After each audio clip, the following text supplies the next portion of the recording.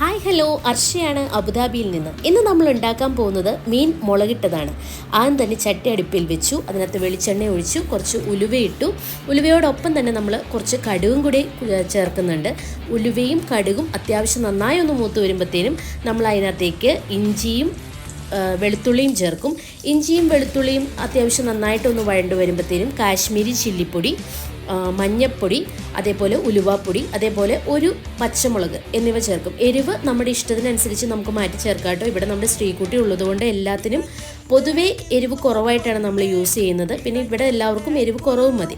ഇനി ഇതിനകത്തേക്ക് തന്നെ നമ്മൾ തക്കാളി അരച്ചതും കൂടി ചേർത്ത് നന്നായിട്ടൊന്ന് വഴറ്റിയെടുക്കണം. ഇങ്ങനെ നന്നായി വഴന്നു വന്നതിന് ശേഷം നമ്മൾ അതിനകത്തേക്ക് കുറച്ച് തിളച്ച വെള്ളം ചേർക്കും.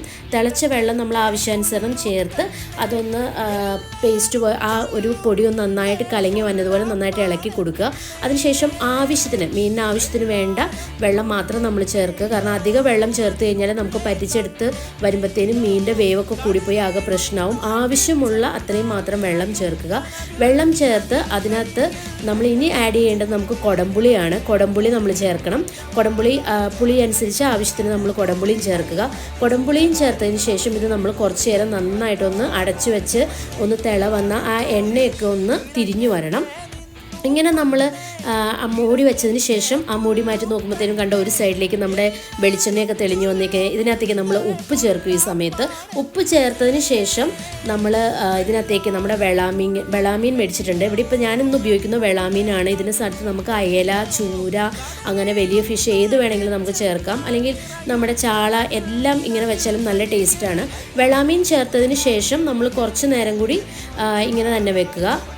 മീനിനെ കഷ്ണങ്ങളെല്ലാം ചേർത്ത് കഴിഞ്ഞതിന് ശേഷം നമ്മൾ പിന്നെ മൂടി വെച്ച് വേവിക്കേണ്ട ആവശ്യമൊന്നുമില്ല. നമ്മളിങ്ങനെ തന്നെ വെച്ചാലും മതി. ഇങ്ങനെ വെച്ച് കുറച്ച് കഴിഞ്ഞ് നന്നായിട്ട് ഒന്ന് പറ്റി വരുമ്പോഴത്തേനും മീൻ നന്നായി വെന്തിട്ടുണ്ടാവും. എണ്ണയൊക്കെ മുകളിലേക്ക് തിരിഞ്ഞു വന്നിട്ടുണ്ടായിരിക്കും.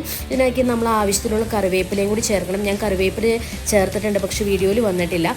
ഇന്നത്തെ ഞങ്ങളുടെ ലഞ്ചിന് ക്യാരറ്റും മീൻ വറുത്തതും വെള്ളാമീൻ കറിയായിരുന്നു.